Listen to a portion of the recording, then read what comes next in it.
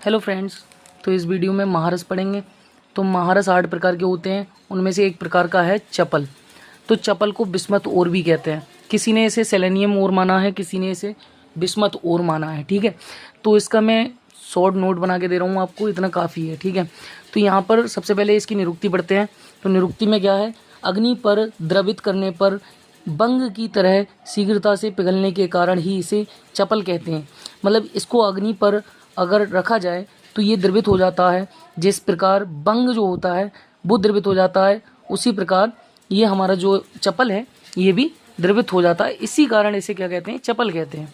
इसकी उत्पत्ति है ईश्वर के नासारंध्र से उत्पत्ति हुई है। मतलब ईश्वर के जो नासारंध्र से मल है, नासारंध्र का जो मल होता है उससे इसकी उत्पत्ति हुई है। ठीक है, तो उत्पत्ति क्या है, ईश्वर के नासारंध्र से इसकी उत्पत्ति हुई है। फिर आते हैं प्राप्ति स्थान पे। तो प्राप्ति स्थान क्या है इसका, माक्षिक की खानों से प्राप्त होता है।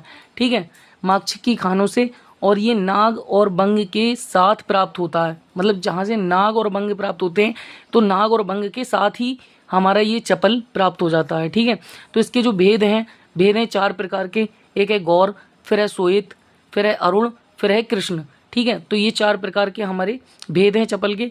एक गौर है, एक श्वेत है, एक अरुण है, एक कृष्ण है। अब इसके बाद आते हैं ग्राह्य चपल कौन सा होता है। तो स्फटिक की आभा वाला, स्फटिक किसे कहते हैं, फिटकरी, फिटकरी की आभा वाला होता है, षटकोण युक्त होता है, चिकना होता है एवं भारी होता है। ठीक है, तो कैसा होता है, स्फटिक की आभा वाला, षटकोण युक्त, चिकना एवं भारी होता है।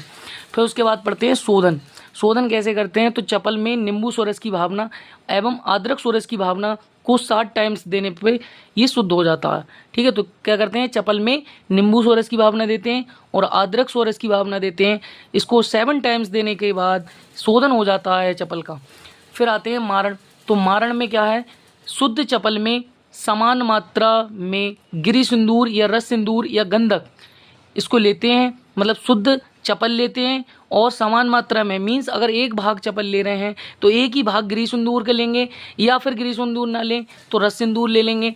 रस सिंदूर नहीं लेते हैं तो गंधक को समान मात्रा में लेकर निर्गुंडी सोरस की भावना देकर बालुका यंत्र से पकाने से लाल वर्ण की भस्म बन जाती है। ठीक है, तो इस प्रकार हमारा मारण कंप्लीट होता है।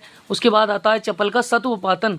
तो सत्वपातन किस प्रकार करते हैं, चपल को चूर्ण करके इसमें विष और उपविष के क्वाथ और धान्य अम्ल की भावना देकर सुखा लेने पर अंधमूसा में दमन करके इसका सत्व निकल आता है। ठीक है, तो चपल को चूर्ण करके, पहले चपल को चूर्ण कर लेते हैं और इसमें विष उपविष को क्वाथ और धान्य अम्ल की भावना देकर सुखा लेने पर अंधमूसा में दमन करके इसका सत्व निकाला जाता है। चपल के गुण आ जाते हैं। तो चपल पारद के गुणों को बढ़ाने वाला होता है। इसका रस होता है तिक्त, वीर्य होता है उष्ण, विपाक होता है मधुर और त्रिदोष नाशक होता है। ठीक है, तो इस प्रकार ये चपल हमारा कंप्लीट होता है। फिर इस प्रकार से हम एक एक करके सभी महारसों का स्टडी करेंगे।